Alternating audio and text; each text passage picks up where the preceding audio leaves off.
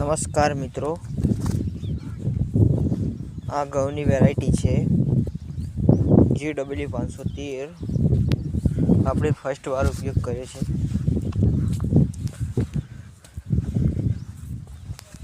જોઈએ છે કેવા થાય છે. પાકે ત્યાર સુધી આપણે વિડીયો બનાવીશું અને રિવ્યૂ તમને યુટ્યુબ પર ચડાવીશું. જોઈ શકો છો, ફર્સ્ટ વાર ઉપયોગ કર્યો છે. મેં 40 કિલોનો આ વર્ષે GW513નો ઉપયોગ કર્યો છે. જોઈ શકો છો તમે. વાવેતરનો સમય છે 19